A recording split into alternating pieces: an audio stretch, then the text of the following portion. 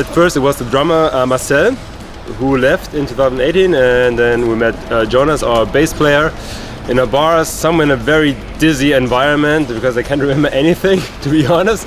And this guy we met on the train or on the bus, I think, to Hamburg, or we went to a Violator concert. And then it was just like a combination of thoughts and ideologies, and we just met and combined, and it was nice. So do like very aggressive and violent thrash. We've only been like 2 guitar players, the drummer and the bass player, and we didn't even have a singer. We just wrote songs, and it was like it was more like cryptic. We just did stuff and like, okay, we go to the studio, we play it all live. And then we met this guy like half a year later, I think, after we recorded the demo, and he was just like screaming some stuff over the demo.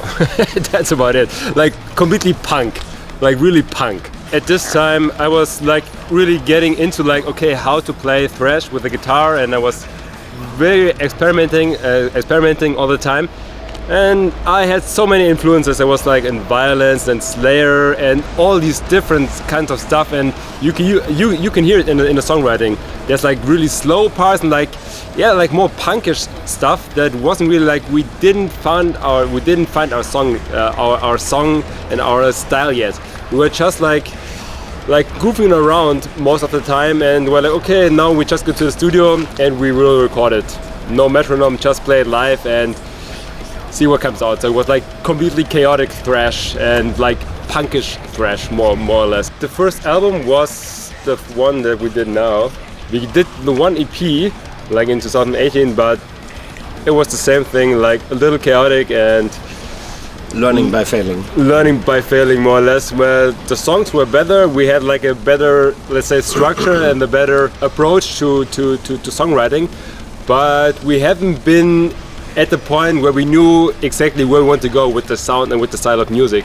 It was more like still a little chaotic and not as precise as we've been now with the new drummer. As soon as Paul joined in late 2018, it was absolutely clear, okay, this is the direction we want to go, like really fast, aggressive, heavy thrash metal with an influence with a little death metal to just keep the pump going. And yeah, as soon as Paul entered the band, we had like a clear goal. We want to make a fucking album, and that's what we did. We had like a really straight approach, and yeah, we went to Daily Hero Records studio, Daily Hero Recording. It was Mark Wüstenhagen. He's a guy that did the album for Bloodbeat, the other band where our drummer Paul, or like the Volcanic Non-Desecrator, not Paul, the Volcanic Non-Desecrator, he's the drummer there, and he told us like the studio's fine, the guy knows how to produce good metal, and we just went for it. And they had like Sinners Bleed and like another like Defeated Sanity. Defeated Sanity, exactly. So he knew how to, let's say, produce and record like this raw and just violent metal. And after Paul showed us like a couple of the recordings from Bloodbeat, we knew exactly, okay, if we want to go to the studio, Mark is the man. He knows how to master, he knows how to record, and that's how we went for it.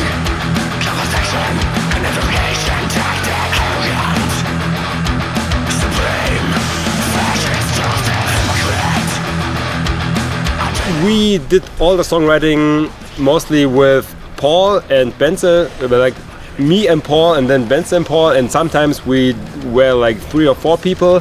But I mostly come up with song ideas or song structures that I go into the rehearsal room, and then I show the guys, and then we just start jamming, and then we just like do like let's like polish it a little up. And yeah, because it never works when you're only at home and you think, oh, this is like a really great song structure. It's not, yeah. And it's not, because you need to have like the influence from the other guys to tell you, so, hey, listen, maybe change this part, and like that. Otherwise, it's not a one-man show band.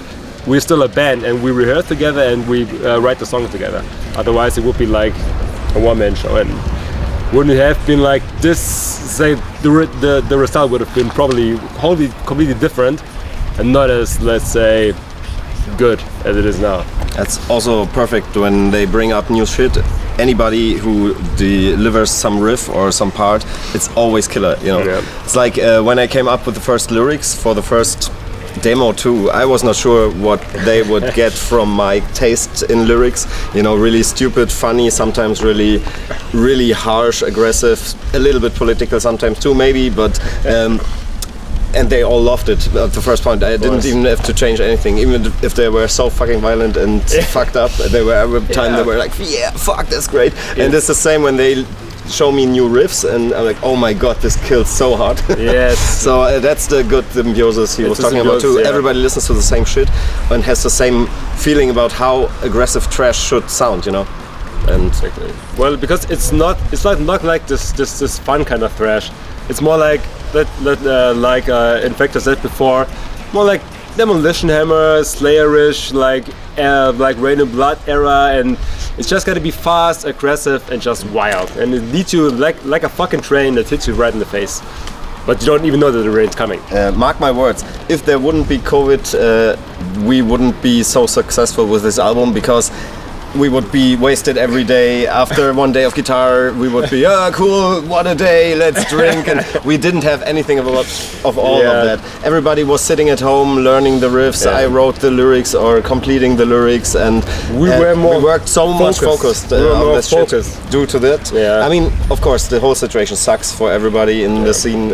Normally, no words to lose about that. But still, the result is fucking perfect, and yeah.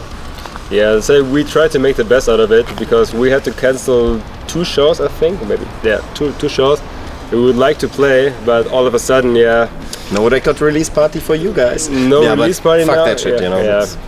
It is what it is. It kind of sucks, but we decided then, okay, we're gonna try to make the best out of it. And also now that we finished the record, all that we now are saying is, okay, we're just gonna immediately work on new stuff, because we gotta stay productive. And now that we have found our sound in this record, it's like our the best accomplishment from this record is that we really found our sound. We know how to write our songs. We know where we want to go with the band, and all the directions and all the sounds. And now we found it. We know where to go, and we have like a really good ground. That's like one of the for me, as like only as a songwriter or as a guitar player, through this record and through the process that I had, especially with the Volcanic Non-Desecrator, when we were rehearsing, just the two of us in the rehearsal room, we were just like on this on eye level. We knew, okay, this is where I want to go, and he gave me some input. He gave me some notes. It's like, yeah, sure. Like he was like my dramaturgist. He was like telling me, change this and that, and yeah, not like James Hetfield and Lars Ulrich, but more like Tom Hunting and Gary Hall. So the record will be released today, September 25th, on Iron Shield Records, Berlin, old school metal label Berlin. Like huge thank you to Doug, who like came up to us and we came up to him, and it was like a very good deal. And yeah, the CD will be out September 25th today. And the vinyl will be out a little bit later. We don't know exactly when, but I think maybe 2 or 3 weeks later. So you can take the nice vinyl and put it up in your shelf at home and just look at it. Metal needs to be put down on vinyl. Yeah. Because you need to have like, of course there's lots of streaming and like just YouTube and all this non-physical stuff, but metal needs to be physical. It's like, if you want to punch somebody, you have nobody to punch. It doesn't work. You need to have a record. You need to you need to feel it. You need to have it in your fucking hands, and you need to be like, fuck yes, we did this. This is our baby. This is like our kind of strange birth, whatever it is. But it's kind of deformed, but it's nice. Yeah, gotta have a label, because it's just more authentic then. It just looks better. Why would you just put stuff online? Because you listen to it and then it's gone. But if you have a record, it just looks nice, and you gotta appreciate like the artwork and everything. If you only put it online, it's like maybe for 5 seconds and then it's gone. It doesn't work. At least for me, like the older generation, born '89. So. Yeah, listen to the new album. Check out our shit. Buy all you can find. Maybe we get the shirts ready soon too, and whatever. But yeah, enjoy your life. Enjoy thrash metal. enjoy good bands. Yes. Yeah, keep the heaviness alive. Just keep making heavy, aggressive, fast music, like music that makes people want to punch walls and like bleed, and just keep all the violence that turns out into music. Just keep it alive. And listen to a lot of Slayer, Exodus, and Demolition Hammer. Also, Soulstice have a new one now, so check out this one.